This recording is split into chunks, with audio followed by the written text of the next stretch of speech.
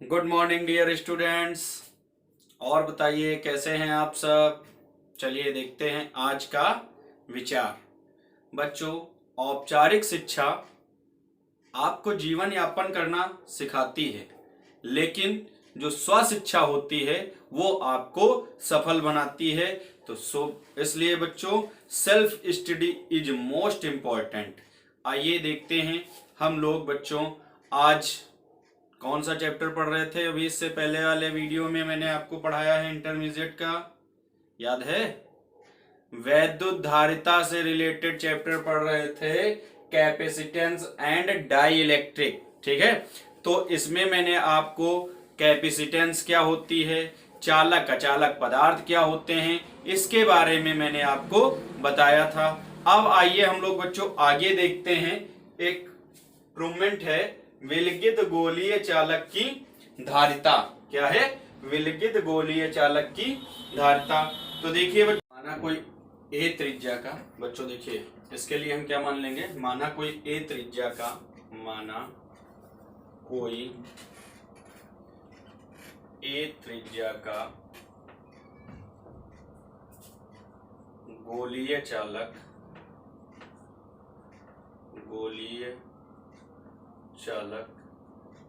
किसी ऐसे माध्यम में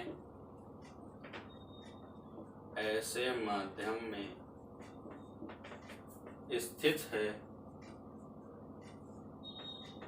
जिसका परावैद्युतांक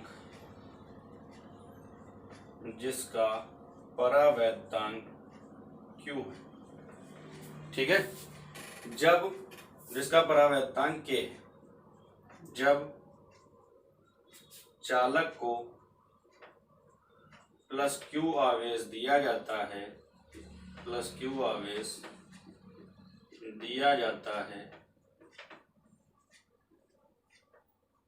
तो यह आवेश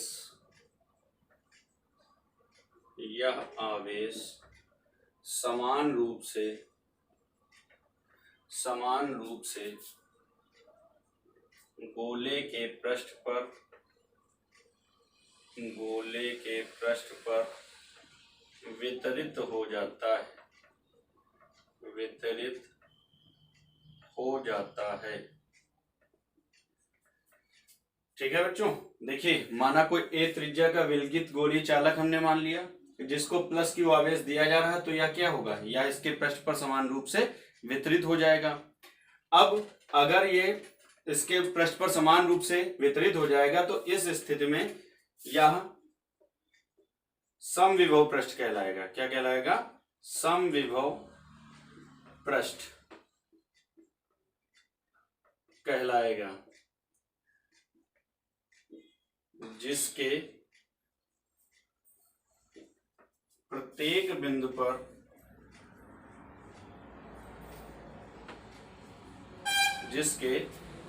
बिंदु पर विभव क्या होगा? समान होगा। ठीक है, इस स्थिति में जो वैद्युत क्षेत्र होगा वो क्या होगा? गोले इस स्थिति में प्रत्येक बिंदु पर क्या होगा? पृष्ठ के लंबवत होगा। जो वैद्युत क्षेत्र होगा वो कहां होगा? पृष्ठ के लंबवत होगा। क्लियर? इस स्थिति में गोले के पृष्ठ पर विभव ज्ञात करने के लिए हम मान लेते हैं, क्या? गोले के पृष्ठ पर या गोले के किसी बिंदु पर विभव ज्ञात करने के लिए मान लेते हैं हम जो प्लस Q आवेश है, वह गोले के केंद्र पर स्थित है। ठीक है बच्चों, अतः प्लस Q आवेश के कारण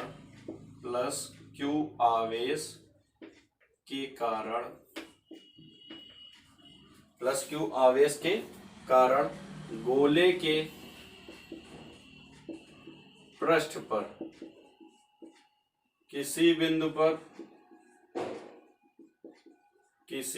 पर विभव v equal to 1/4 pi epsilon nought के Q अपान R होता है, तो यहाँ क्या हो जाएगा Q अपान A।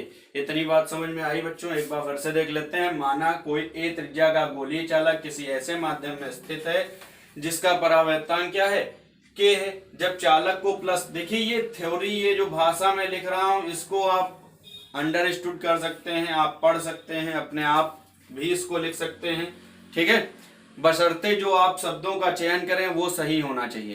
क्लियर? मैंने ऐसे लिखा है, आप अन्य तरीके से भी लिख सकते हैं, शब्दों का चयन जो हो वो सही हो, ठीक है बच्चों। तो इस भाषा को लिखने के लिए बहुत ज्यादा जरूरत नहीं याद करने रटने की। क्या करना है, इसको इस स्थिति में हमें सिर्फ फिगर बना लेना और फिगर से ही सारी चीजें हमें लिख देना है। तो जब चालक को प्लस क्यू आवेश दिया जाता है तो यह आवेश समान रूप से गोले के पृष्ठ पर वितरित हो जाता है, यह समविभव पृष्ठ कहलाएगा। भाई जहां पर प्रत्येक बिंदु पर विभव समान होता है वो क्या कहलाता है, समविभव पृष्ठ कहलाता है। इस स्थिति में अगर हम गोले के केंद्र पर प्लस क्यू आवेश को मान लें तो इसके कारण किसी पृष्ठ पर स्थित, इस पृष्ठ पर स्थित किसी भी बिंदु पर अगर हमें वैद्युत विभव निकालना हो तो v equal to 1/4 epsilon nought के Q अपान A हो जाएगा, ठीक है। तथा यदि धारिता ज्ञात करनी हो, धारिता, तो धारिता C इक्वल टू क्या होता है बच्चों, Q अपान V होता है। C इक्वल टू Q कितना है बच्चों, Q ही है। V कितना है 1/4 एप्सिलॉन नॉट के into Q upon A। Q और Q क्या हो जाएगा, कैंसिल, ये बटे का बटा है ऊपर जाएगा। C equal to 4 epsilon nought के A। ये बच्चों विलगित गोलीय चालक की धारिता का सूत्र हो गया। विलगित गोलीय चालक की धारिता के सूत्र का निगमन आपसे कहेगा तो इस तरीके से आप कह सकते हैं। धारिता है, धारिता का मात्रक क्या होता है बच्चों, फेरेड होता है। क्या होता है, फेरेड, ठीक है। या फिर हम इसका और मात्रक क्या लिख सकते हैं, कूलाम प्रति वोल्ट भी लिख सकते हैं। इतनी बात आई समझ में? तो इस तरीके से हम विलगित गोलीय चालक की धारिता के लिए व्यंजक प्राप्त कर सकते हैं। इस फार्मूले से रिलेटेड क्वेश्चन भी आपसे पूछे जाते हैं, इसलिए आप इसको याद कर लीजिए। क्लियर? अगला टॉपिक है बच्चों आवेशित चालक की स्थितिज ऊर्जा, potential energy of charge conductor. देखिए बच्चों, जब कोई चालक है, यदि कोई चालक है तो उसे आवेशित करने में हमें कार्य करना पड़ेगा। चालक को आवेशित करने में हमें कार्य करना पड़ेगा। यह किया गया कार्य ही उसमें वैद्युत स्थितिज ऊर्जा के रूप में क्या हो जाता है, संचित हो जाता है। इसे ही हम क्या कहते हैं बच्चों, चालक, आवेशित चालक की स्थितिज ऊर्जा। क्या कहते हैं, आवेशित चालक की स्थितिज ऊर्जा। परिभाषा लिखेंगे तो लिख सकते हैं हम, चालक को आवेशित करने में, चालक को आवेशित करने में किया गया कार्य,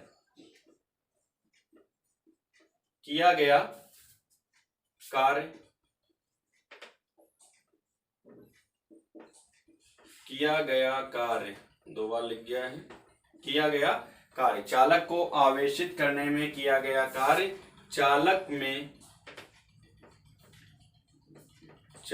में ऊर्जा के रूप में संचित हो जाता है,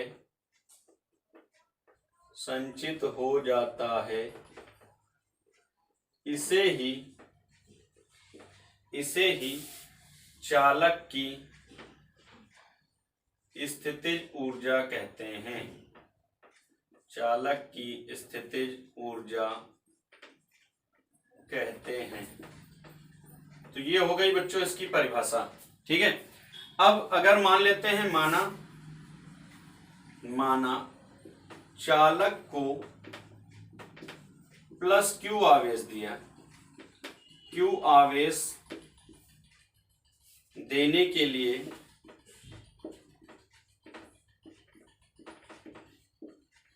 औसत विभवांतर या औसत विभव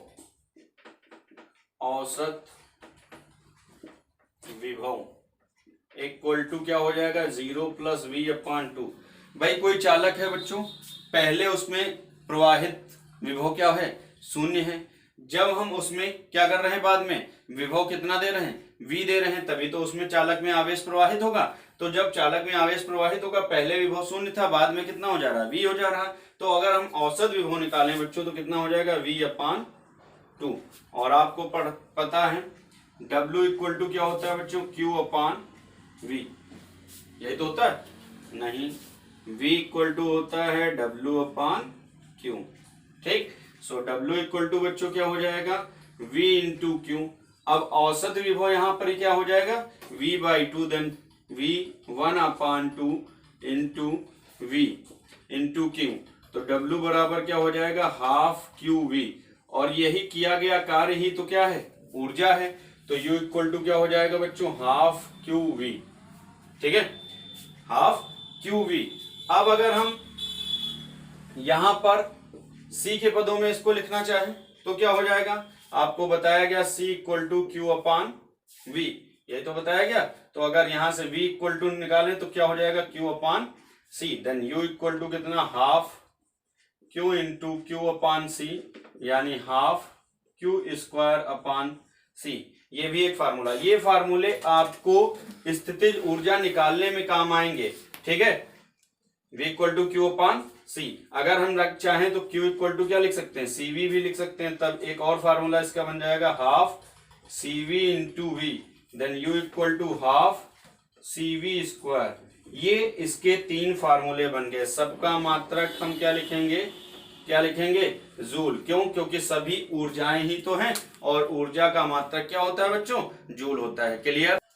आगे देखते हैं बच्चों, दो आवेशों को एक दूसरे से जोड़ने पर आवेशों का पुनर्वितरण, उभयनिष्ठ विभव। देखिए ये यूपी बोर्ड के लिए बहुत इंपॉर्टेंट क्वेश्चन है बच्चों। इस तरीके से क्वेश्चन आपसे पूछा जा सकता है, यदि किन्हीं दो आवेशों को एक दूसरे से जोड़ दिया जाए तो उनके पुनर्वितरण के पश्चात उभयनिष्ठ विभव क्या होगा, एक आवेश से दूसरे आवेश पर या एक चालक से दूसरे चालक पर स्थानांतरित आवेश की मात्रा क्या होगी।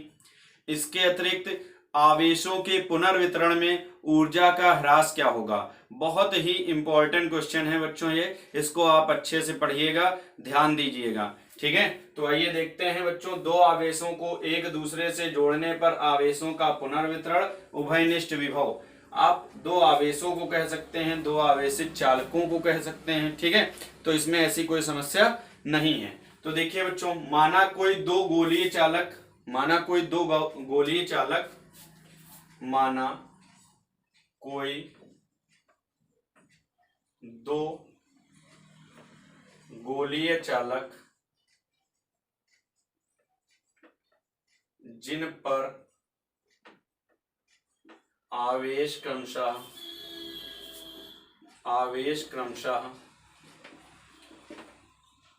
Q1 Q2, जिनकी धारिता क्या हो, C1 C2 है, C1 C2 है, तथा इनका जो विभव है वो क्या है बच्चों, V1 व V2 है। तो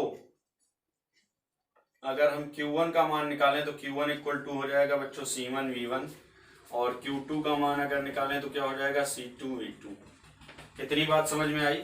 सामने आपके फिगर बना हुआ है, कोई एक गोली चालक A है, कोई दूसरा गोली चालक B है। इसको एक तार की सहायता से जब हम जोड़ते हैं तो देखिए यहाँ पर एक चीज और समझते हैं बच्चों हम, जैसे उच्च ताप वाली वस्तु को निम्न ताप वाली वस्तु से अगर जोड़ा जाता है तो ऊर्जा क्या होती है, उच्च ताप वाली वस्तु से निम्न ताप वाली वस्तु की ओर आने लगती है। सेम ऐसे ही अगर इन चालकों में विभव क्या हो, समान ना हो, तो ऐसी स्थिति में भाई विभव समान है ही नहीं, यहाँ V1 है और यहाँ V2 है, तो यहाँ क्या होगा, जो उच्च विभव वाली वस्तु है या उच्च विभव वाला गोली चालक है उससे निम्न विभव वाले गोली चालक की ओर आवेश का क्या होने लगेगा, प्रवाह होने लगेगा। और यह तब तक होता रहेगा जब तक दोनों गोलों का विभव समान ना हो जाए। क्या समान ना हो जाए, विभव समान ना हो जाए। इस स्थिति में अगर हम उभयनिष्ठ विभव V मानते हैं तथा कुल आवेश इस स्थिति में कितना हो जाएगा बच्चों, Q1 और Q2। तो धारिताएं इस स्थिति में क्या हो जाएंगी, C1 और C2, बशर्ते इस तार की धारिता क्या मानी जाए, नगण्य मानी जाए। तो बात समझ में आई। तो इस स्थिति में जब विभव समान हो जाएगा तो उस विभव को हम क्या कहते हैं, उभयनिष्ठ विभव, जिसको हम V से लिखते हैं। तो आइए देखते हैं बच्चों, उभयनिष्ठ विभव, उभयनिष्ठ विभव V बराबर हो जाएगा बच्चों कुल आवेश बटे कुल धारिता, कुल आवेश बटे कुल धारिता। आवेश क्या है, Q1 प्लस Q2 है, धारिता क्या है, C1 प्लस C2 है। बात इतनी समझ में आई बच्चों। अब यदि देखते हैं, अब यदि आवेशों के पुनर्वितरण के पश्चात, आवेशों के पुनर्वितरण के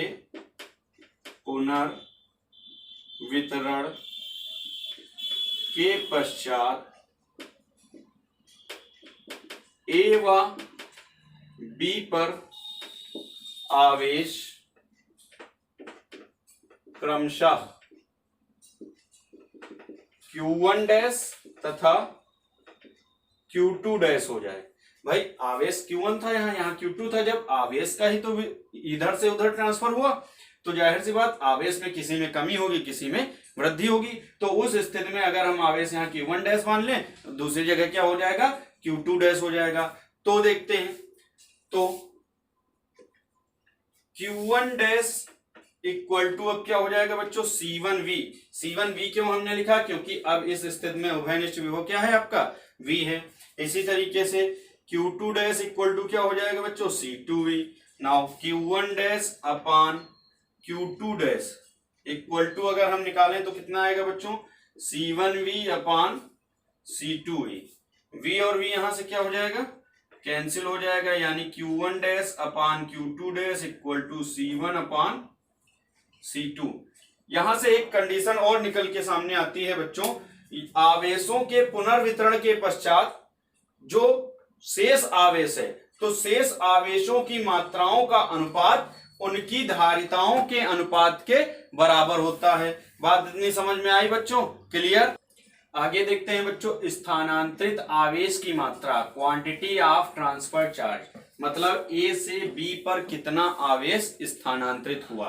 तो देखिए बच्चों, चूंकि A पर पहले आवेश कितना था, पहले आवेश था आपका Q, ये तो था Q1, ठीक है, और बाद में कितना हो गया, पुनर्वितरण के पश्चात कितना हो गया, Q1 डैश, ठीक है, बाद में यही तो हो गया Q1 डैश। तो अब स्थानांतरित आवेश की मात्रा जो होगी वो भाई Q1 डैश से, Q1 से Q1 डैश हम क्या करते हैं, घटाते हैं, तभी तो हमें पता चलेगा। पहले ज्यादा था बाद में कम हो गया, तो ज्यादा वाले से कम को हम घटा दें। इसमें हमने माना है कि इस गोले से इस गोले पे आवेश क्या हो रहा है, ट्रांसफर हो रहा है। तो पहले Q1 था, बाद में कितना रह गया, Q1 डैश। तो जो स्थानांतरित आवेश की मात्रा होगी वो इनके अंतर के बराबर होगी। तो यहां लिखेंगे, अतः स्थानांतरित आवेश Q1 माइनस Q1 डैश, ठीक है बच्चों। अब Q1 बराबर क्या है, C1V1, यही तो था, Q1 बराबर C1V1। अच्छा, Q1 डैश बराबर क्या है, Q1 डैश बराबर हो जाएगा बच्चों C1V, C1V। अभी जब मैंने आपको V बताया है तो वहां पे मैंने आपको बताया था Q1 बराबर C1V1 और Q1 डैश बराबर कितना बताया, C1 और V। अच्छा, V क्या है यहाँ पर, उभयनिष्ठ विभव है। तो उभयनिष्ठ विभव के लिए मैंने अभी निकाला था V equal to Q1 plus Q2 upon C1 plus C2। इसको ध्यान रखेंगे बच्चों, ठीक है। तो अब देखते हैं बच्चों, C1 तो दोनों में हो गया क्या, कॉमन, और यहाँ बचा V1 माइनस V। अब V का हम यहाँ क्या रख देते हैं, मान रख देते हैं। तो V1 माइनस V का मान कितना है बच्चों, Q1 plus Q2 upon C1 plus C2, ठीक है। आगे देखते हैं C1, अब ये क्या हो जाएगा, C1V1 माइनस C1V1, और भाई इसकी मल्टीप्लाई हो जाएगी, दोनों का एलसीएम क्या हो जाएगा, C1 प्लस कितना हो जाएगा, C2 हो जाएगा। तो ये हो गया आपका C1 और V1। इसी तरीके से प्लस C2V2 माइनस Q1 और माइनस कितना Q2। इतनी बात समझ में आई बच्चों? आगे देखते हैं। क्लियर? तो देखिए बच्चों, Q1 बराबर, अब हम यहाँ पे मान तो हम C1 और V1 के पदों में ही रखेंगे। अच्छा एक चीज यहाँ देख लीजिए, ये C1V1 प्लस C2V1 होगा। क्या होगा? C2V1 होगा। ठीक है, देन देखते हैं C1V1 plus C2V1 minus Q1 बराबर बच्चों क्या हो जाएगा? C1V1। Q2 बराबर इसी तरीके से क्या हो जाएगा? C2V2 हो जाएगा अपान C1 प्लस C2। अब देखिए C1V1 प्लस का C1V1 माइनस का क्या हो जाएगा? कैंसिल हो जाएगा। अब देखिए C1 यहाँ क्या बचा? C2V1 माइनस C2V2 अपान C1 प्लस C2। ठीक है बच्चों, अब देखिए इन दोनों में C2 भी क्या है? कॉमन है। C2 हमने ले लिया, क्या कॉमन? C1 पहले से ही था, तो C1 C2 हो गया। आगे क्या हो गया? V1 माइनस V2 हो गया। ठीक है बच्चों, अपान C1 प्लस C2। तो ये बच्चों हो गई स्थानांतरित आवेश की मात्रा। कितनी? C1 C2 V1 minus V2 अपान C1 प्लस C2। क्लियर? देखिए बच्चों, अगला है आवेशों के पुनर्वितरण में ऊर्जा ह्रास, loss of energy in the redistribution of charges. तो देखिए बच्चों, अभी मैंने आपको बताया था कि क्या होता है, विभव किधर से उच्च विभव वाले से निम्न विभव वाले की ओर आवेशों का क्या होता है? प्रवाह होता है। ठीक है, या तब तक होता रहता है जब तक दोनों जगह विभव समान नहीं हो जाता। अब बात अगर हम करें विभव की, तो विभव तो समान हो जाएगा, लेकिन स्थितिज ऊर्जा में कुछ ना कुछ चेंज होगा। क्या होगा? स्थितिज ऊर्जा में कुछ ना कुछ चेंज होगा। और यह स्थितिज ऊर्जा किसके बराबर होती? किए गए कार्य के बराबर होती है। भाई यहां से यहां तक आवेश प्रवाह होगा तो जाहिर सी बात कुछ ना कुछ कार्य होगा। अब जब कार्य होगा तो जाहिर सी बात इसकी स्थितिज ऊर्जा में कुछ ना कुछ परिवर्तन होगा। तो आइए देखते हैं बच्चों, आवेशों के प्रवाह से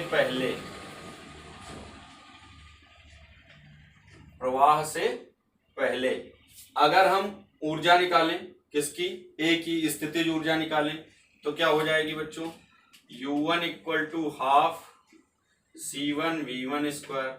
U1 equal to half C1V1 square. मतलब कहने का ये है, जब इनको जोड़ा नहीं गया था तभी तो आवेशों के प्रवाह से पहले। तो देखिए, या तो ये भी लिख सकते हैं जोड़ने से पहले, अगर आप आवेशों के प्रवाह से ना लिखें पहले तो ये भी लिख सकते हैं जोड़ने से पूर्व। ठीक है, U1 equal to half C1V1 square, U2 equal to half C2V2 square. भाई दूसरे की स्थितिज ऊर्जा क्या हो जाएगी? U2 हो जाएगी, यानी कि हाफ C2V2 स्क्वायर। ठीक है, अगर हम कुल ऊर्जा इनकी निकालें तो U equal to U1 plus U2 यानी half C1V1 square plus half C2V2 square, या फिर हाफ क्या हो जाएगा? C1V1 square plus C2V2 square. बात समझ में आई? कुल स्थितिज ऊर्जा अगर हमने निकाली तो ये हो गई बच्चों जोड़ने के पूर्व। अब जोड़ने के पश्चात किसको जोड़ने के पश्चात? चालक को जोड़ने के पश्चात। ठीक है, चालक को जोड़ने के पश्चात जो धारिता होती है आपकी, वो क्या हो जाती है बच्चों? धारिता, संयुक्त धारिता। ठीक है, कितनी? अभी मैंने आपको बताया था कितनी हो जाएगी? C1 प्लस C2 तथा उभयनिष्ठ विभव क्या हो जाता है? उभयनिष्ठ विभव V इक्वल टू कितना हो जाता है बच्चों? उभयनिष्ठ विभव कितना हो जाता है? उभयनिष्ठ विभव V हो जाता है। ठीक है, उभयनिष्ठ विभव V हो जाता है। इस स्थिति में अगर हम U डैश निकालें तो U डैश इक्वल टू क्या हो जाएगा? Half C1 plus C2 V square. भाई संधारित्र हाफ CV स्क्वायर होता है, तो संधारित्र की संयुक्त धारिता C1 प्लस C2 और V के स्थान पे क्या था? उभयनिष्ठ विभव था, V था। अब देखिए हम यहाँ पर V का मान रख लेते हैं। जो हमने सबसे पहले निकाला था उभयनिष्ठ विभव, ये Q1 plus Q2 upon C1 plus C2। अच्छा, अगर हम इसको लिखना चाहें तो ये भी लिख सकते हैं, Q1 बराबर C1 V1, Q2 बराबर C2 V2 अपान कितना C1 plus C2, C1 plus C2। ठीक, तो ये भी लिख सकते हैं। अब ये V का मान हम यहां रख लेते हैं, हाफ C1 प्लस C2, और ये क्या हो जाएगा C1 V1 plus C2 V2 अपान C1 प्लस C2 का होल स्क्वायर। बात समझ में आई? अब देखते हैं बच्चों, अब क्या होगा, इस और इस स्थिति में ऊर्जाओं में दोनों में क्या होगी, कमी होगी, यानी ऊर्जा ह्रास।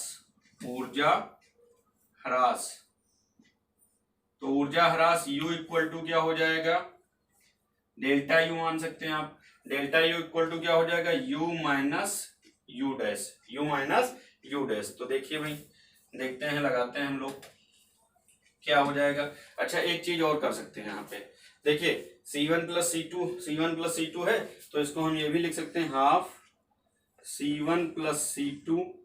एक C1 प्लस C2 और एक C1 प्लस C2 हम इसको क्या कर सकते हैं, कैंसिल। अगर हम इसको ऐसे लिखते हैं, ठीक, तो एक एक घात क्या हो जाएगी, कैंसिल हो जाएगी, यानी ये आपका बचेगा C1 V1 plus C2 V2 का होल स्क्वायर अपान कितना 2 C1 प्लस C2।